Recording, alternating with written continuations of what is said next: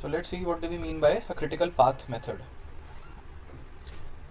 So the critical path method is a network-based method designed to assist in planning, scheduling, and controlling of projects.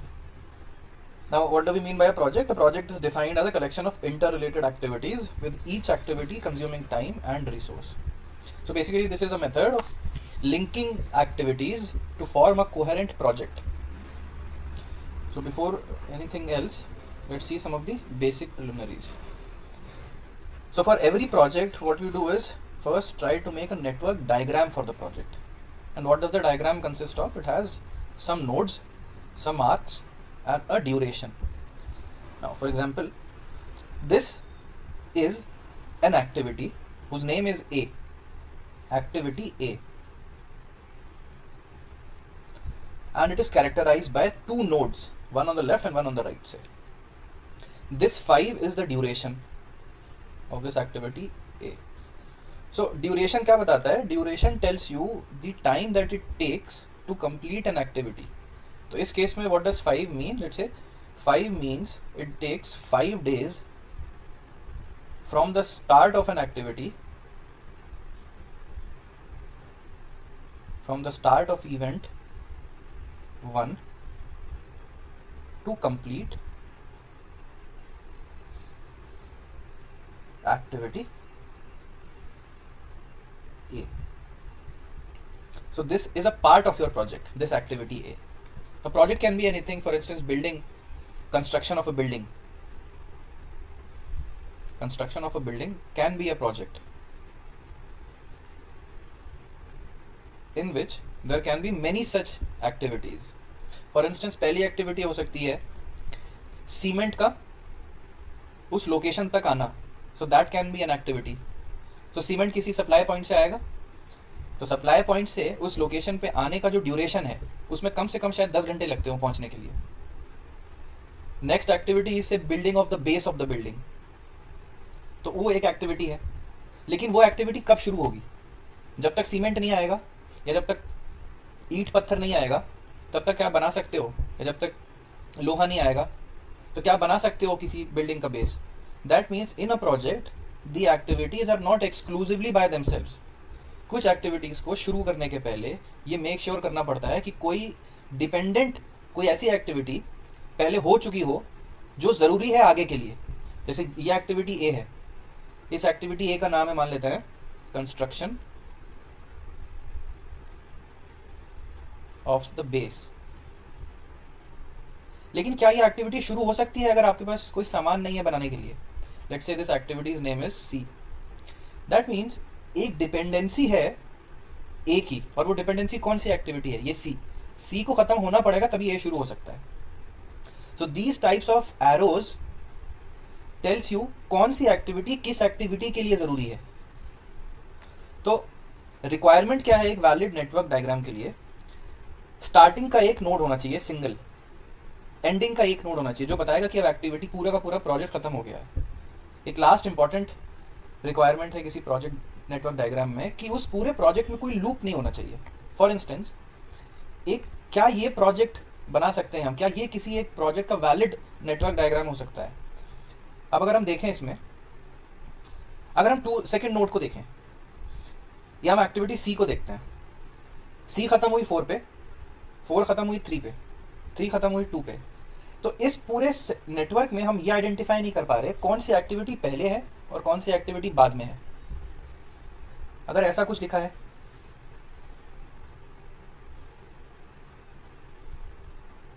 ये diagram है, मान लेते हैं ये activity ए है और ये एक्टिविटी बी है, ये नोड 1 है, ये नोड 2 है. तो इससे हमें क्या पता चल रहा है कि हम एक्टिविटी ए तो शुरू कर लेंगे इस नोड से और हम यहाँ पहुँच भी जाएंगे. लेकिन ये नीचे वाला एरो क्या बता रहा है कि ए को शुरू करने के पहले इस बी का खत्म होना जरूरी है, और ये वाला इनकमिंग एरो क्या बोल रहा है कि बी को शुरू करने के पहले ए खत्म हो जाना चाहिए. So we are stuck in infinite loop कि कौन सी एक्टिविटी पहले हो जानी चाहिए. फॉर इंस्टेंस, एक क्राइटेरिया है कि you need to, for a BTech degree you need to have passed class 12th.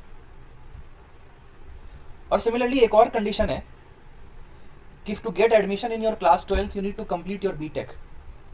So this kind of things are not a valid state in a project, क्योंकि हम एक लूप में फंस गए हैं। 12th के लिए बीटेक चाहिए और बीटेक के लिए 12th चाहिए। So these loops should be avoided, they should not be a part of any project, because उससे पता नहीं चलेगा कि कौन सी एक्टिविटी को पहले करना है। एक कंडीशन और है जो कि इंपॉर्टेंट है, जो कि ये बोलती है कि किसी भी दो इवेंट्स के बीच में, ये इवेंट 1 और ये इवेंट 2, किन्हीं भी दो इवेंट के बीच में सिर्फ एक ही एक्टिविटी हो सकती है। यानी कि कोई ऐसा स्टेट अलाउड नहीं है। ये साइकिल तो नहीं है, लेकिन ये अलाउड नहीं है। अब अगर ये ऐसा सिचुएशन आता है तो कैसे उसको डील करते हैं? हम क्या करते हैं, ये एक्टिविटी ए मानते हैं और ये एक्टिविटी बी है, ये दोनों के दोनों इवेंट 1 से शुरू हुए हैं और इवेंट 2 पे ख़त्म हुए हैं। हम इस स्टेट को थोड़ा सा चेंज कर देंगे। कैसे? हम इनमें से किसी एक नोड को यहाँ से हटा देंगे और क्या करेंगे, एक्टिविटी बी को एक डमी नोड से कर देंगे कनेक्ट। और तो डमी नोड ये वाला नोड है, जैसे मानते हैं इसका टाइम था 5 और इसका टाइम था 6 डेज। तो इस डमी नोड का ड्यूरेशन कुछ नहीं होने वाला, यानी कि 0 डेज, क्योंकि हमने ये एडिशन क्यों किया था? बस क्योंकि हमको ऐसा कोई स्टेट चाहिए नहीं था अपने डायग्राम में, ताकि हमारा डायग्राम वैलिड रहे। तो बस उसी लिए हमने ये चेंज किया है। इससे ड्यूरेशन पे कोई फर्क नहीं पड़ेगा, लेकिन ये चीज़ अलाउड नहीं है हमारे प्रोजेक्ट के डायग्राम में। तो जब भी कोई ऐसा सिचुएशन आएगा जब हमको लगे कि दो नोड्स के बीच में दो एक्टिविटी, एक से ज़्यादा एक्टिविटीज आ रही हैं, तो हमको एडजस्ट करना पड़ेगा वो diagram by introducing dummy nodes and some dummy edges with 0 weights. तो जैसे ये सेम, ये 1 था और ये 2 था, तो इसी 1 2 को लिखने का ये 4 तरीके हैं। जैसे मैंने बताया, पहले वाले में क्या किया है, हमने ए को डमी पे भेजा। इसमें क्या किया, हमने 1 और 2, हमने ए और बी का स्टार्ट चेंज कर दिया बाय यूजिंग अ डमी, और दोनों को एक पे ले आए।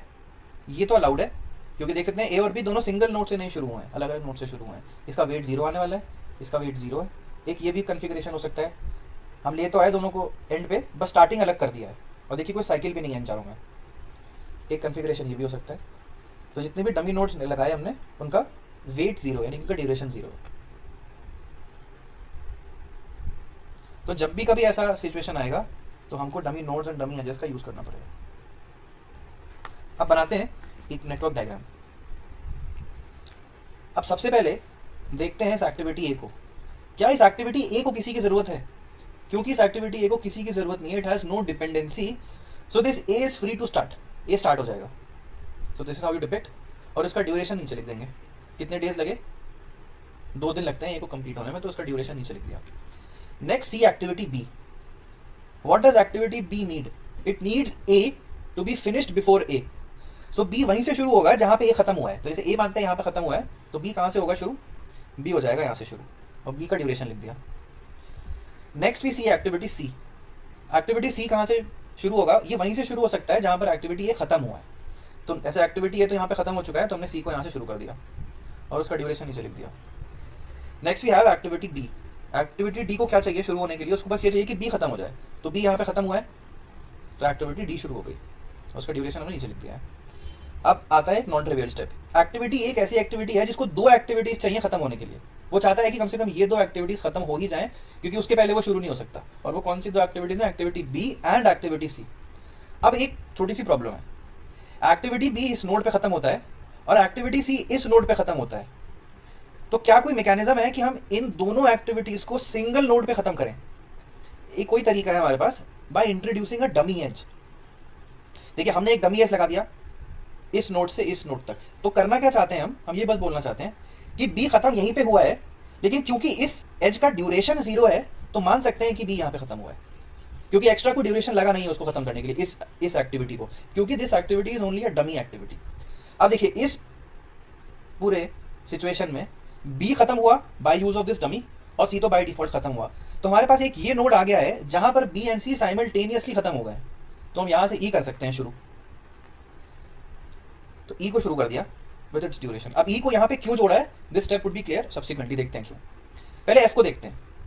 एफ को शुरू करने के लिए क्या खत्म हो जाना चाहिए? Only B. बी कहाँ खत्म हुआ है? यहाँ पे खत्म हो गया, एफ को शुरू कर दिया। अब कोई कह सकता था कि बी यहां से क्यों नहीं किया शुरू, क्योंकि आप तो कह रहे हो कि बी यहां से शुरू हुआ है, खत्म हुआ है। अगर आप यहां से करोगे शुरू एफ को। तो ये आपको क्या बता रहा है कि एफ को शुरू करने के पहले क्या दो खत्म हो जाने चाहिए, बी एंड सी बोथ। लेकिन एफ के लिए तो वो कंडीशन ही नहीं है, एफ को तो बस बी का खत्म होना चाहिए। So that is why we haven't started F from this node, उसको चाहिए सिर्फ बी का खत्म होना। तो बी अल्टीमेटली यहाँ पे खत्म हो ही रहा था, हमने यहाँ पे तो बस इसके लिए जोड़ा था कि ई शुरू हो जाए। तो we connect F and write its duration. Next we see G. अब जी को स्टार्ट करने के पहले क्या खत्म हो जाना चाहिए, डी एंड डी। अब देखिए आप समझ आएगा कि हमने ये इन दोनों एजेस को एक सिंगल नोड पे क्यों जोड़ा था। अब देखिए सिंगल एक नोड है जहाँ पे डी और ई साइमल्टेनियस खत्म हो रहे हैं, तो हम बाय डिफॉल्ट यहाँ से अपना एक्टिविटी जी को शुरू कर सकते हैं। तो जी को शुरू कर दिया, और यहाँ पे क्यों मिलाया, अब क्लियर हो जाएगा कि क्यों मिलाया है। हम एच को देखते हैं, एच के लिए क्या क्या चाहिए। एच को देखिए ये एक नोड है बाय डिफॉल्ट जहाँ पर एफ एंड जी बोथ खत्म हो रहे हैं, तो हम एच इस नोड से कर सकते हैं कि नहीं शुरू। अगर हम नहीं लगाते और इस जी को कहीं और भेज देते तो हमें एक ज़बरदस्ती का डमी इंट्रोड्यूस करना पड़ता। सो डमी तभी करना है इंट्रोड्यूस जब एब्सोल्यूट नेसेसरी हो, अननेसेसरी डमीज का यूज़ नहीं करना है। तो क्योंकि हमारे पास एक ऑप्शन था तो हमने ये ऑप्शन एक्सरसाइज कर लिया और इससे यहाँ पे कनेक्ट कर दिया। अब हम एच कर सकते हैं शुरू इस नोड से, एच कर दिया शुरू। अब आते हैं आई पे। आई को क्या क्या चाहिए, I needs B and C both. अब देखिए ये एक नोड है ना जहाँ से बी और सी खत्म हुए हैं, तो बस यहाँ से शुरू कर दिया आई को और इस नोड पे खत्म कर दिया। अब क्यों कनेक्ट किया इसी नोड से वो क्लियर हो जाएगा नेक्स्ट स्टेप पे। क्योंकि जे को आई एंड एच बोथ चाहिए तो हमने इस नोड पे कनेक्ट किया था आई को, क्योंकि हम यहाँ से शुरू कर सकते हैं जे और अपना प्रोजेक्ट खत्म कर सकते हैं। So sometimes we have to preempt कि आगे क्या होने वाला है by looking at the activities further down in the project, जैसे हमने किया है इस एग्जाम्पल में। अब बात आती है कि इन नोड्स पे नंबरिंग नहीं की गई, तो सबसे पहला स्टेप क्या है, ये तो डायग्राम बनाना एक। तो next step is to write the nodes number in each circle. Node का क्या नंबर है। अब नोड की नंबरिंग कैसे करते हैं उसका एक तरीका है। सबसे पहले क्योंकि ये पहला ही नोड है इसका नंबर तो 1 ही आने वाला है, ये पहला नोड है, ये पहला इवेंट है, ऐसे बोलते हैं इसको। नेक्स्ट है कि यहाँ पे क्या लिखा जाएगा, इस नोड पे वही नंबर लिख सकते हैं जो इसके प्रीसीडिंग नोड से बड़ा हो कम से कम। जैसे अभी हमने कौन सा नंबर यूज किया, only 1। So what options do we have, the options that we have is 2। हमने 2 लिख दिया और हम आगे बढ़ गए। नेक्स्ट नोड का नंबर कौन सा दिया जाएगा, एक तो हमारे पास ऑप्शन है इसका देने का और एक हमारे पास ऑप्शन है इसका देने का। मान लेते हैं कि हम इसको देते हैं नोड 3 नाम से। अब आते हैं इसको देने के लिए। अब बात आती है कि यार इस पे क्या नंबर दिया जाए। तो अभी हमने क्या बोला था कि अगर हम इस नोड पे आए हैं तो इस नोड का नंबर हर उस नोड के नंबर से ज्यादा होना चाहिए जिसके थ्रू आप इस नोड पे पहुंचे हो। ठीक है, तो जैसे बात आती है 2 के बाद ही आए हो, 3 देना चाहिए था लेकिन 3 आपने इसको दे दिया। बात आती है क्या दिया जाए, तो चलते हैं इसको 4 दे देते हैं। इसको 4 दे दिया, लेकिन अभी एक प्रॉब्लम है, अगर आपने इसको 4 दे दिया नंबरिंग में तो फिर आप इसको 3 कैसे दे सकते हो। क्यों, क्योंकि इस नोड पे तो आप इस नोड के बाद ही आए हो, तो अगर आप इसको 5 देते हो तब तो वैलिड है। 5 देना क्यों वैलिड है, क्योंकि 5 कम्स आफ्टर दिस 4 और आप सच में इस नोड पे इस नोड के थ्रू ही आए हो, बाद में आए हो। So the number that can be valid is 4 and 5 configuration. लेकिन क्योंकि हमने 3 यूज ही नहीं किया तो हम क्या कर सकते हैं, इसको 3 दे सकते हैं और इसको 4 दे सकते हैं। तो वही चीज लिखी है इस पूरे पैराग्राफ में। The convention for ordering the nodes is that at any instant the number on the end node of any edge should be higher than the number on its starting node. तो 3 दिया 4 दिया, ये 4 इसका and है तो starting पे आपने 3 लिखा है तो आप यहाँ 4 लिख सकते हो। आप इसको भी देख सकते हो, ये 4 है तो ये 2 है, ज़्यादा ही है ये 4, चलेगा। Next go for this node. इस नोड पे क्या नंबर आना चाहिए, 3 and 4 से आए हो तो 5 दे सकते हो, 5 दे दिया। इस पे क्या नंबर देना चाहिए, आप इस नोड पे कहाँ से आए हो, आप आए हो 3 से और आप आए हो 5 से, तो कोई नंबर ऐसा लिखो जो 3 and 5 से बड़ा हो, तो 6 लिख दिया। अब आते हैं इस नोड पे आप कहाँ से आए हो, एक तो आए हो 6 से और एक आए हो 4th नोड से, तो क्या नंबर चुनोगे जो कम से कम 4 6 से ज़्यादा हो, तो कौन सा नंबर है 7। अब आते हैं इस पे क्या नंबर देना है, आप इस नोड पे कहाँ से आए हो, 7 से आए हो, एक ऐसा नंबर चुनो जो 7 से बड़ा हो, वो कौन सा नंबर है 8। तो इस तरीके की ऑर्डरिंग को बोला जाता है टोपोलॉजिकल ऑर्डरिंग।